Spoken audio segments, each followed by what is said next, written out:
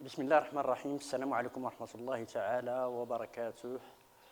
Alors, à nouveau, on se retrouve avec une autre série d'exercices sur la partie arithmétique dans Z. Alors, toujours, les exercices ou l'énoncé de l'exercice est en face. Je vais lire ces exercices et on passe immédiatement à la correction. Quant à l'exercice numéro 1, écrire en extension l'ensemble suivant A égale l'ensemble des nombres entiers relatifs n, tel que 3n plus 1 sur n plus 2 appartient à Z. Exercice 2, A et B, deux éléments de Z. Montrez que si A divise 13b plus 1 et A divise moins 2b plus 3, alors A divise 41. Alors l'exercice suivant, le 3, ça ressemble au premier, mais il va être résolu d'une autre manière, un peu développée. Soit D et N dans Z. Alors montrez que si D divise N carré plus 3 et D divise 2N moins 1, alors D divise 13. Et finalement, quatrième exercice, X et Y, deux entiers relatifs, et D. Alors, je m'excuse, là, c'est D, il n'y a pas d'apostrophe. D, c'est petit d, un diviseur commun de X et Y. Donnez les valeurs possibles de D, sachant que 4X moins 13Y égale à 5. Bien, donc on va passer directement à la correction de l'exercice numéro 1.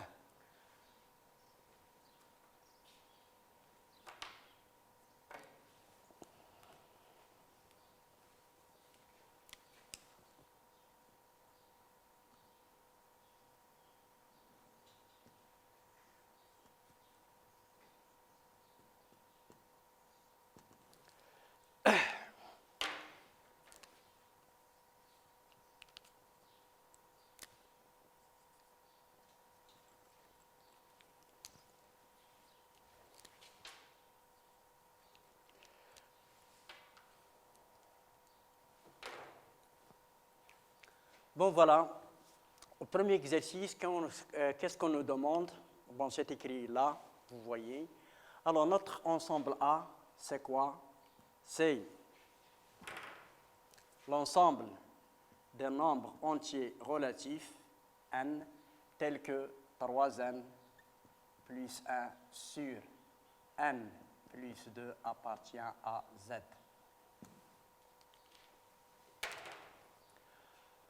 Bon, pour répondre à cette question, alors A, ce sont des éléments, A, c'est l'ensemble des entiers relatifs, mais tels que 3n plus 1 sur n plus 2 appartient à Z. Or, tout le monde sait que l'ensemble Z, alors, c'est l'ensemble des nombres entiers naturels et leur opposé, donc il ne contient pas de fraction et réductible. Donc, pour que ce 3n plus 1 sur n plus 2 appartienne à Z, il faut que cette fraction soit réductible. Ça veut dire qu'il faut avoir une simplification pour la rendre son dénominateur.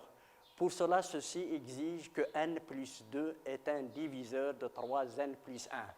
Donc, je vais écrire n appartient à A, implique que n plus 2, alors divise 3n plus 1. Pour que ce n appartienne à l'ensemble A, il faut que n plus 1 divise 3n plus 1. On a n plus 2 divise 3n plus 1. Et, alors dans la séance précédente, je viens de faire rappeler les propriétés de la divisibilité dans Z. Et on a vu que tout entier relatif divise lui-même. Donc, n plus 2 divise n plus 2. Implique, je garde la première qui est n plus 2 divise 3n plus 1. Quant à la deuxième, si un nombre, si A divise B, alors A divise tout multiple de B. Je vais multiplier par 3 afin de rendre le même coefficient que dans la première ligne. Donc, je vais multiplier par 3. Ça va donner 3n plus 6. Souvenez-vous que si D divise A et D divise B, implique que D divise la somme et D divise la différence. Et D divise aussi toute combinaison linéaire de A et B. je vais l'utiliser dans, je crois, l'exercice numéro 4. Donc, implique, je continue là. Alors, n plus 2 divise, alors je vais prendre cette propriété, mais avec la différence. Ça veut dire 3n plus 6 moins 3n plus 1 implique que n plus 2, après avoir enlevé les parenthèses, 3n moins 3n s'en vont, qu'est-ce qu'il reste? 6 moins 1, 5. Qu'est-ce que ça veut dire ça? Donc, n plus 2, il appartient au diviseur de 5 dans z. Et les diviseurs de 5 dans z sont moins 5, alors moins 1, 1 et 5. Donc, par suite, les valeurs possibles de n plus 2, c'est soit moins 5, soit moins 1, soit 1, soit 5. Alors, pour n plus 2 égale à moins 5, ça donne n est égal à moins 5 moins 2 égale à moins 7. Pour n plus 2 égale à moins 1, implique que n égale à moins 1 moins 2 égale à moins 3. Pour n plus 2 égale à 1, implique que n égale à 1 moins 2 égale à moins 1. Et pour n plus 2 finalement égale à 5, implique que n égale à 5 moins 2, n égale à 3. Donc finalement, n appartient à l'ensemble moins 7, moins 3, moins 1 et 3. Bon, je peux procéder à la correction du même exercice, mais en utilisant autre chose. Là, je viens d'utiliser les critères de divisibilité, cette propriété-là. Alors, vous allez voir une autre méthode. Autre méthode. Dans cette autre méthode, je vais écrire ce 3n plus 1 sur n plus 2 égale. Je vais faire apparaître le dénominateur n plus 2 au numérateur. C'est pour cela, qu'est-ce que je vais faire? Alors, donc, je vais écrire est égal à 3n, alors plus 4, plus 6. Alors, le 1, je vais le décomposer en 6 moins 5. Et le tout sur n plus 2, qui est égal, je vais factoriser par 3, est égal à 3 plus facteur de n plus 2 moins 5 sur n plus 2, que je vais décomposer finalement en quoi? 3n plus 2 sur n plus 2, c'est égal à 3, qui appartient à z, moins 5 sur n plus 2. Donc, comme vous venez de voir, je viens de trouver le 3n plus 1 sur n moins 2 est égal à un entier relatif plus une fraction. Pour que cette fraction appartienne à z, alors, donc, 3n plus 1 sur n plus 2 appartient à z si n plus 2 divise 5. Et on retrouve, voilà, et on retrouve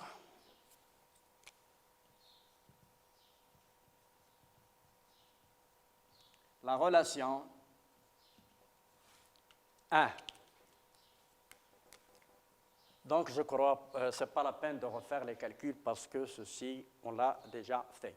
Voilà donc ce que j'ai à vous dire à propos de cet exercice. Je passe directement au deuxième.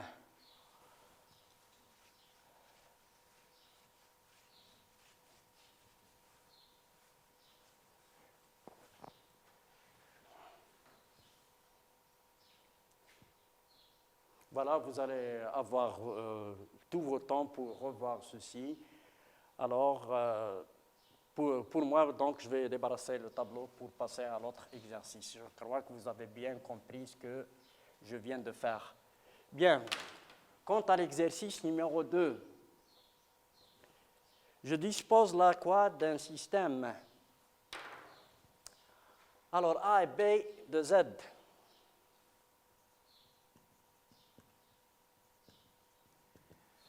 Et les données, c'est quoi? C'est A divise 13B plus 1 et A divise moins 2B plus 3. Alors, qu'est-ce qu'on vous demande? Montrer que A divise 41. Bien.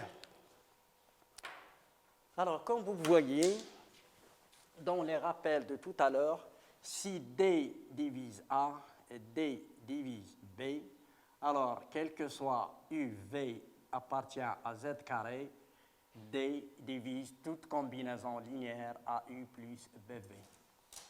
Alors, c'est ce que je vais utiliser là. Alors, A divise 13B plus 1 et A divise moins 2B plus 1 implique. Alors, le choix de UFV doit être convenable afin d'éliminer les valeurs, les B. Donc, pour cela, comme vous voyez, 13 et 2 sont premiers entre eux, donc leur PPCM, c'est leur produit. Donc, je vais multiplier la première par 2. Donc, D divise, alors 2, ça c'est le U, facteur de 13B plus 1, plus 13, ça c'est le V, fois moins de B plus 1. Implique quoi? Que D divise 13, pardon, c'est 26B plus 2, moins 26B, alors, et plus, pardon, 3. Voilà. Et 13 fois 3, c'est 39. Comme vous voyez, implique que D divise 2 plus 31 est égal à 41. Et voilà pour cet exercice. Alors, le suivant, vous l'avez en face. Alors, ça n'empêche pas d'écrire les données de cet exercice. Alors, comme vous voyez, le deuxième exercice, il s'agit aussi d'un système. Et comme je venais de dire tout à l'heure, on va traiter cet exercice de la même manière, mais un peu développé. Ça veut dire avec 2 passages ou 2 ou 3 de plus. Alors, je vais lire les données, soit D et N dans Z, montrer que si D divise N carré plus 3 et D divise 2N moins 1, alors D divise 13. Bon, voilà.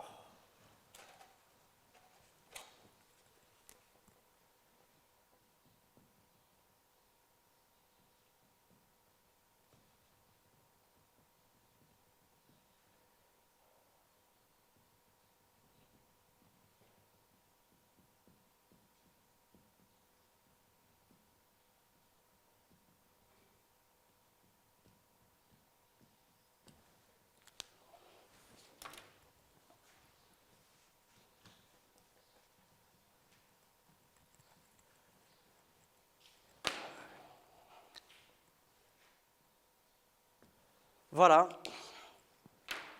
Donc, je reprends l'exercice numéro 3.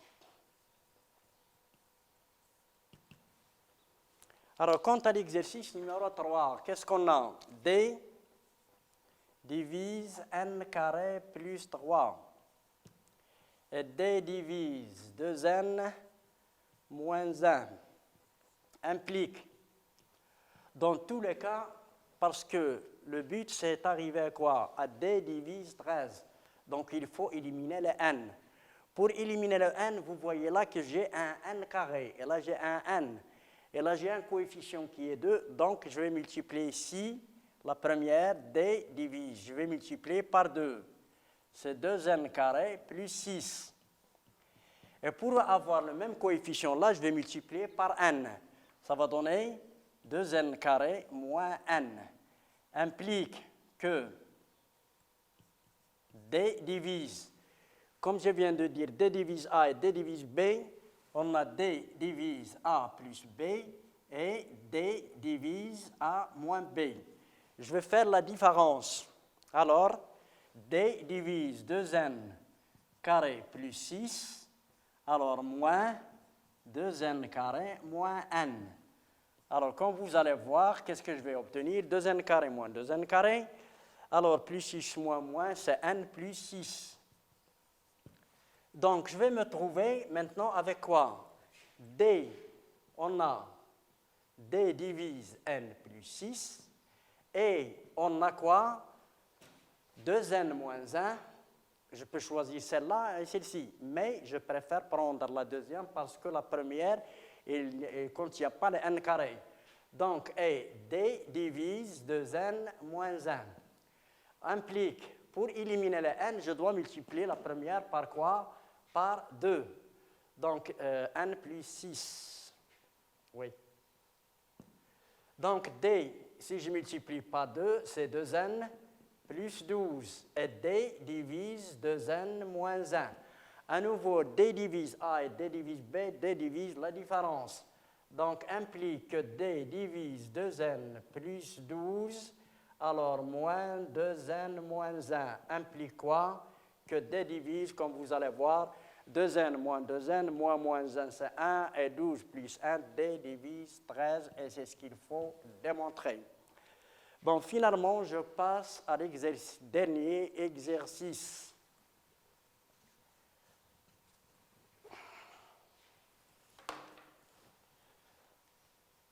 Alors, on va voir notre dernier exercice. C'est un exercice aussi simple. Soit x et y, deux entiers relatifs, et d, comme je viens de dire, est un diviseur commun de x et y, donnez les valeurs possibles de d, sachant que.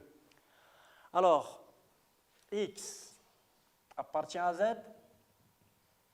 y appartient à z, des diviseurs communs,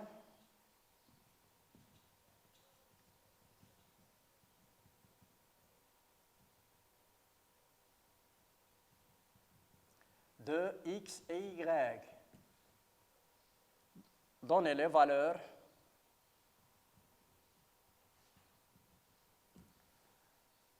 de d, sachant que 4x moins 13y égale à 5. Voilà.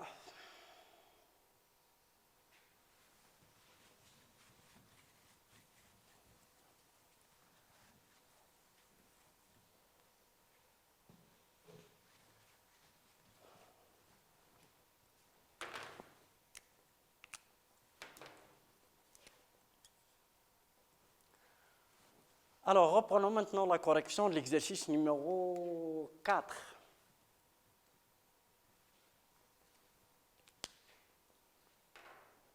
Alors, selon les données, on a x, d, c'est un diviseur commun de x et y. Donc, d divise x et d divise y. Implique, je crois que la solution est un peu évidente. Donc, d divise toute combinaison linéaire de x et y. Mais j'ai là 4x moins 13y, donc je vais multiplier le x par 4 et le y par moins 13. Donc, d divise 4x, ça c'est u. Alors, fv c'est moins 13y. Implique que d divise, or 4x moins 13y égale à 5. Implique que d appartient au diviseur, à l'ensemble des diviseurs de 5 dans Z. Donc, d appartient à quoi? À moins 5, moins 1, 1 et 5. Alors, on reprend la correction de deuxième partie de la série. Et alors, il s'agit de 3 exercices, 5, 6 et 7. Compte 5. Soit un entier naturel non nul, déterminer les restes de la division euclidienne de n plus 2 au carré par n plus 4, 2n carré plus n par n plus 1 et 7n plus 16 par 2n plus 3. Quant à l'exercice 6, déterminer l'entier naturel n tel que le quotient de la division euclidienne de n par 25 est p et le reste c'est p carré. Alors pour le moment, on se contente de corriger le premier exercice que je viens de l'écrire sur le tableau. Donc on prend la correction. Mais avant de passer à la correction, comme vous voyez, je viens de faire un petit rappel concernant la division euclidienne dans n. Alors, si A appartient à n et B appartient à n étoile, il existe un unique couple Q et R de n croix n, tel que égal à BQ plus R avec R supérieur ou égal à 0 est strictement inférieur à B. Donc, chacun des nombres n plus 2 au carré, 2n plus 1, plus n, 7n plus 6, il faut les écrire sous forme BQ plus R avec les conditions R compris entre 0 et B. Donc, je vais commencer par le A. Alors, petit a. Alors, on a n plus 2 au carré. Alors, ce n plus 2 au carré, comme vous voyez, est égal, je vais développer l'identité remarquable, plus 4n plus 4. N'oubliez pas que vous allez écrire ce nombre est égal à a, bq plus r. Avec ici, q, c'est quoi? Alors, le diviseur b est égal à n plus 4. Donc, je n'ai qu'à factoriser ici par n. C'est n plus 4 plus 4. Comme vous voyez cette écriture, n facteur, c'est b, q plus r. Alors, tout simplement, il suffit là d'écrire quelque chose qui est évident. Alors, le 4, elle est vraiment inférieure à n plus 4 parce que n est strictement positif. Donc, bien sûr, elle est même supérieure strictement à 0. Donc, dans ce cas-là, Q est égal à n et R est égal à 4. Je passe au B. C'est 2n carré plus n. Alors, là, je vais noter, je vais diviser B est égal à quoi? À n plus 1. Alors, comme vous voyez, là, 2n carré plus n, il faut faire apparaître n plus 1. Pour cela, je vais ajouter un n et retrancher n. C'est 2n carré plus 2n moins n, qui est égal à 2n facteur de n plus 1 moins n. Regardez notre 2n carré plus n. C'est vraiment, ça ressemble à cette forme. C'est bq plus m, mais regardez le moins n. N est un entier naturel strictement positif, donc moins n est strictement négatif, et par suite, il ne peut pas être le reste de cette division euclidienne. Alors, pour cela, petite astuce, c'est que je vais retrancher ce nombre et l'ajouter. Je ne vais rien changer. C'est 2n facteur de n plus 1 moins n plus 1. Je viens de retrancher, je vais l'ajouter. Plus n plus 1 moins n. Alors là, j'ai un facteur commun qui est n plus 1, facteur de quoi? De 2n moins 1. Et plus, qu'est-ce qu'il reste là? N moins n, c'est 1. Alors, regardez maintenant, 2n carré plus n égale à n plus 1 facteur de 2n moins 1. C'est de la forme bq plus r. Alors, comme vous voyez ici, le 1, elle est strictement supérieur à n plus 1, et même strictement supérieur à 0. Donc, le quotient ici est égal à 2n moins 1, et compte reste est égal à 1. Alors, regardez ce qui va se passer dans le troisième cas. Alors, pour le C, c'est 7n plus 16, alors, par 2n plus 3. Donc, le B ici est égal à 2n plus 3. Donc, ce 7n plus 3, comment faire apparaître 2n plus 3? 7n plus 16, alors je peux l'écrire est égal à 4 facteur, il faut faire apparaître 2n plus 3. Si je développe ceci, qu'est-ce que je vais obtenir? 8n. Moi, je dispose que 7n. Donc, je vais retrancher un n. Et 4 fois 3, c'est 12. Pour compléter 16, il faut un 4.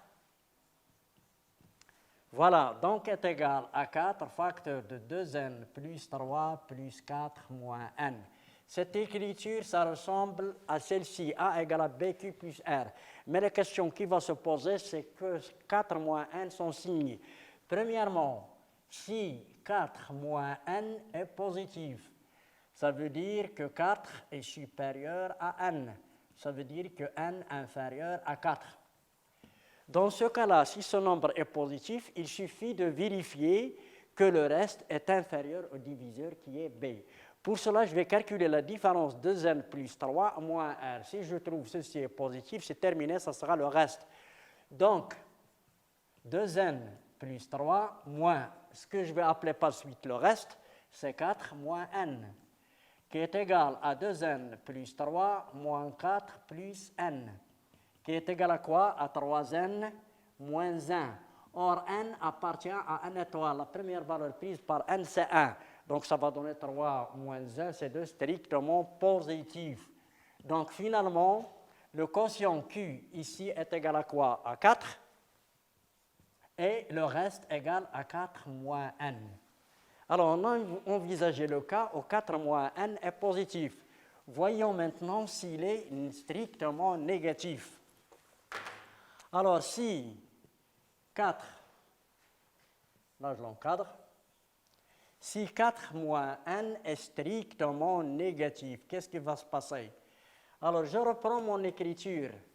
C'est, voilà, 7n plus 6 est égal à quoi? À 4. Toujours, il faut faire apparaître plus 4 moins n. Comme tout à l'heure, je vais retrancher 2n plus 3. Je vais retrancher ce nombre, 2n plus 3, et l'ajouter. Je ne vais rien changer. 2n plus 3 plus 4 moins n. J'ai un facteur commun là qui est 4. Voilà, 4, ça veut dire 4 moins, c'est 3, facteur de 2n plus 3. Alors, et plus, qu'est-ce qu'il reste là? Alors, regardez, 2n moins n, c'est n. Et là, c'est quoi? C'est 3 plus 4 égale à 7. Alors, 7n alors est égal à n plus 7. Alors, tout simplement, voilà, n plus 7, il suffit de montrer que 2n plus 3, elle est strictement supérieure, ça veut dire le reste. Montrons que 2n plus 3, elle est strictement inférieure à n plus 7, pour que le reste soit inférieur au diviseur. Donc, je vais calculer la différence. Alors, moins n moins 7, qui est égal à n moins 4. Or, par hypothèse, regardez qu'est-ce qu'on a. N moins 4, qui implique que, qui est égal à bon, n moins 4, et j'ai 4 moins n est négatif. Ça veut dire 4, voilà. Voilà, 4 moins n est strictement négatif, donc implique que son opposé, n moins 4, est strictement positif. Donc la différence, 2n plus 3, donc 2n plus 3 est supérieur à n plus 7.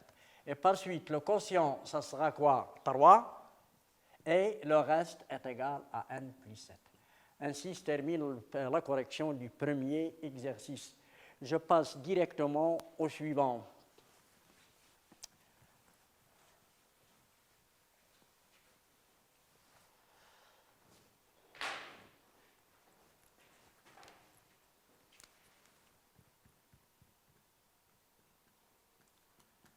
Bon, je tiens à vous dire qu'il faut tout simplement suivre les explications et par suite vous aurez suffisamment de prendre le temps pour reprendre ceci à nouveau et voir les choses en détail. Alors pour le moment, je viens de dire qu'il faut tout simplement suivre les explications de la correction. Alors je passe à mon exercice numéro 3. Quant à mon exercice numéro 3, regardez, déterminer n tel que le quotient de la division euclidienne de n par 25 est P. Donc ce n va s'écrire sous forme quoi?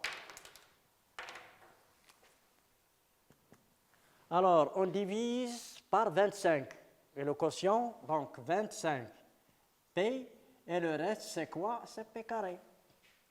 Or, pour que ce soit ça une division euclidienne, il faut que le P carré soit strictement inférieur à 25. Et évidemment, P carré, c'est positif. Le carré d'un nombre est positif. Je passe à la racine, je suis dans n, valeur absolue de P égale à P, parce que P est positif. Elle est inférieure strictement à 5. Donc, quelles sont les valeurs possibles pour P? Donc, P appartient à quoi? À 0, 1, 2, 3 et 4.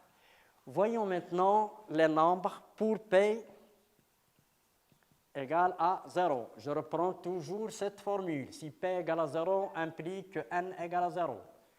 Alors, pour P égale deuxième valeur, 1. 25 fois 1, c'est plus 1 au carré. Voilà.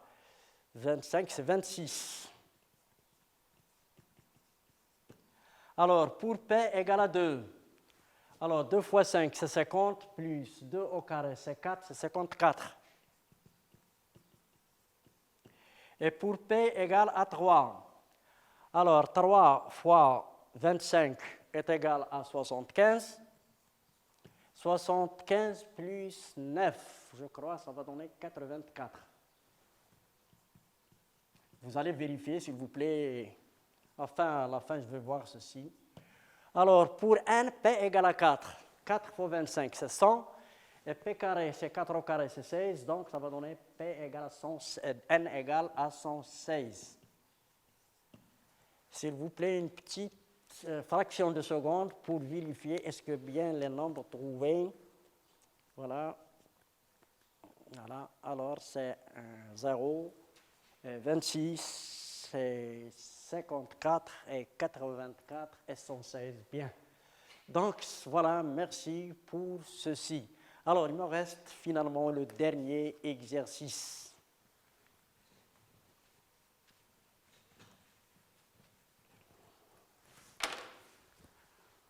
A supérieur, deux antinaturels. A appartient à n, B appartient à n, A supérieur ou égal à B. Alors, R, le reste de la division euclidienne de A par B. Montrons que A est strictement supérieur à 2R. C'est l'exercice, le dernier exercice, c'est l'exercice 7.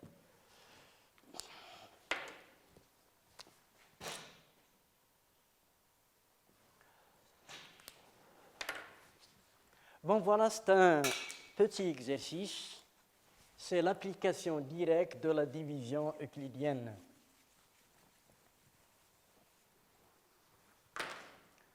Alors, correction.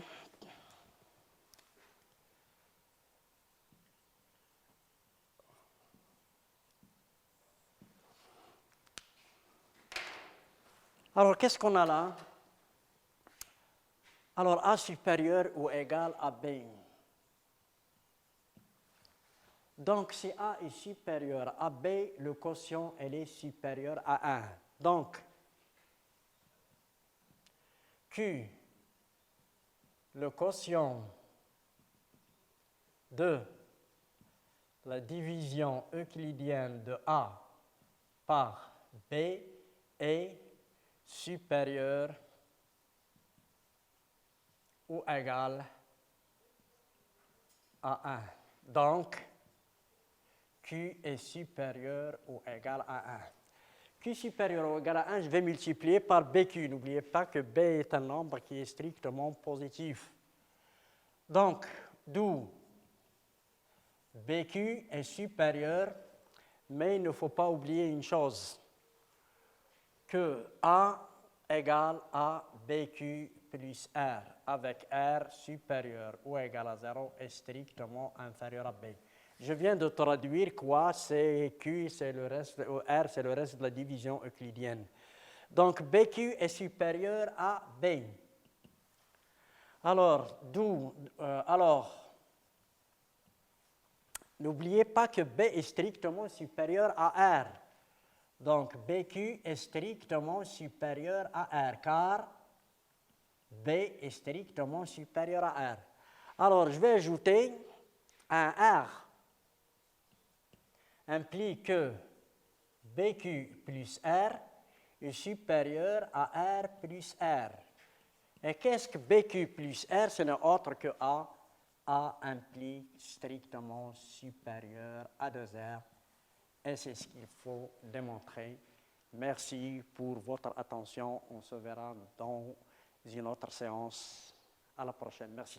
Voilà, vous allez trouver à la fin de cette vidéo un résumé global sur la leçon de l'arithmétique dans Z.